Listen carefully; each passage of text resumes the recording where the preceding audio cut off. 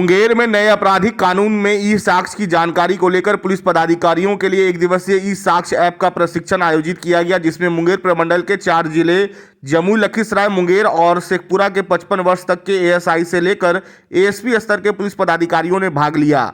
मुंगेर किला परिसर स्थित जिला परिषद ऑडिटोरियम में पुलिस पदाधिकारियों के लिए ई साक्ष्य ऐप का एक दिवसीय प्रशिक्षण आयोजित किया गया, जिसमें मुंगेर प्रमंडल के 4 जिले जमुई, लखीसराय, शेखपुरा, मुंगेर के 55 वर्ष तक के एएसआई से लेकर एएसपी स्तर के पुलिस पदाधिकारी शामिल हुए।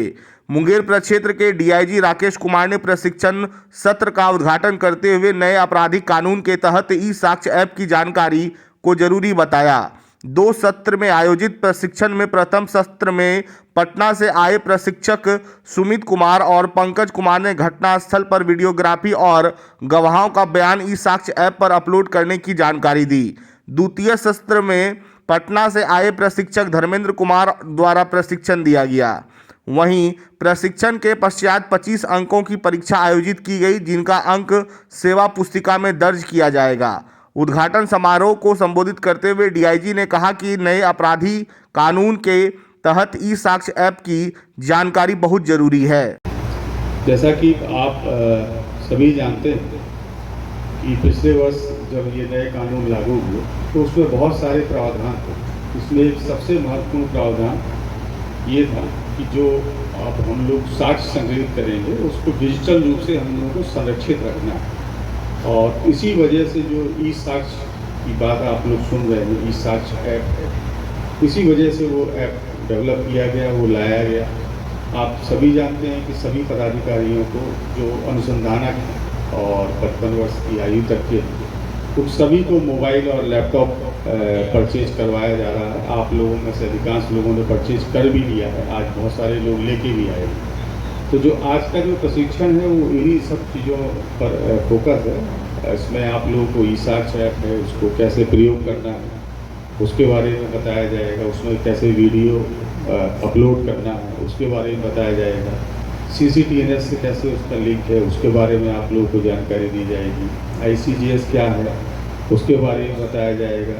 इसके अलावा क्राइम एक्ट है, वो क्या चीज़ है, उसका कैसे आप लोग यूज़ कर सकते हैं अपनी पुलिसिंग में, उस सब के बारे में बताया जाएगा। आप लोगों से मेरा यही अनुरोध है कि इस प्रशिक्षण को पूरे मन लगा के करना है। हम लोगों में ना बहुत सारे संकोच रहते हैं।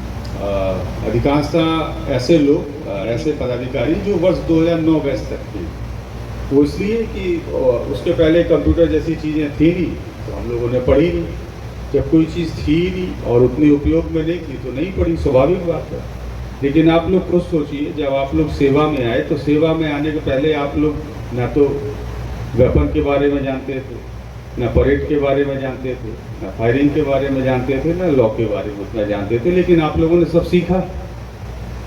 तो ये भी एक पार्ट है जॉब का।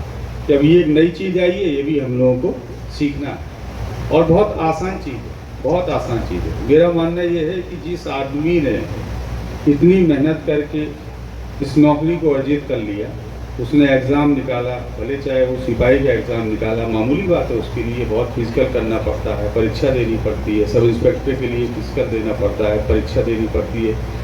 लाखों लोग शामिल होते हैं, हज़ारों लोग ही जाके सेलेक्ट होते हैं उसमें। तो इतनी कठिन परीक्षा आप लोग पास करके आते हैं इस नौकरी को पाने के लिए, और इस नौकरी को चलाने के लिए जो हम लोगों को ज़रूरत है, जिसका आज प्रशिक्षण दिया जा रहा है, तो उसको तो हम लोग सीख ही सकते हैं जिस नौकरी को पाने के लिए हम लोग।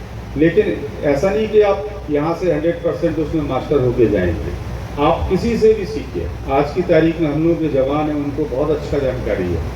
आप लोग थाने में जाते हैं अपने किसी भी सिपाही से, सबके हाथ में स्मार्टफोन है, बहुत सारे लोग टैब इस्तेमाल करते हैं, लैपटॉप इस्तेमाल करते हैं, कंप्यूटर इस्तेमाल करते हैं। तो जिसको जानकारी है, चाहे वो किसी भी कोटि का हो, किसी भी रैंक का पदाधिकारी हो, कर्मी हो, उससे आप लोग सीखिए, अपने बच्चों से सीखिए। हम लोग आज भी सीखते हैं। मैंने कल ही अपने बच्चे से एक नई चीज़ सीखी, तो सभी सीखते हैं, तो सीखते रहना चाहिए और इसको कभी मजबूरी के रूप में नहीं लेना, क्योंकि आगे आने वाली कुर्सी इसी पे डिपेंड है।